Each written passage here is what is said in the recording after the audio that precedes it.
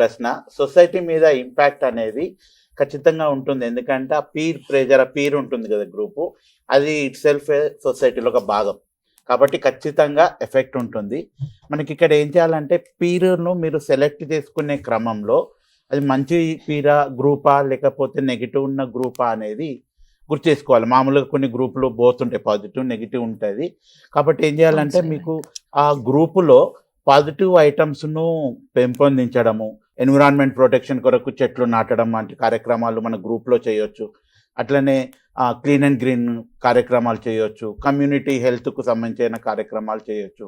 ఇవి చేయడానికి గ్రూప్‌లో ఎవరైనా ముందుకు రాకపోయినా గానీ మీరు ప్రపోజ్ చేసి వాటిని మీరు అందరూ కలిసి మీ కమ్యూనిటీలో చేయడం వల్ల మీరొక టీమ్ మెంబర్‌గా ఉంటూ అన్న సాటిస్ఫాక్షన్ ఉంటుంది. అలానే సొసైటీకి మంచిగా చేసినట్టు కూడా ఉంటుంది.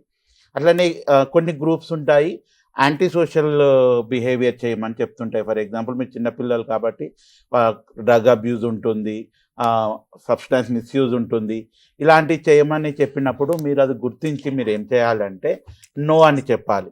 అలాంటిది జరగడం వల్ల ఏం కాన్సిక్వెన్స్ అవుతుందో టీమ్‌లో మీరు డిస్కస్ చేసేటట్టు ఉండాలి. అలా చేసి నెగెటివ్ సొసైటీకి నెగెటివ్ ఇంపాక్ట్ ఉన్న గ్రూప్‌ను మనము మార్చవచ్చు. మార్చలేకపోతే మీరు ఆ గ్రూప్ నుండి బయటకొస్తే ఆటోమేటిక్‌గా మీరు సేఫ్‌గా కూడా ఉంటారు.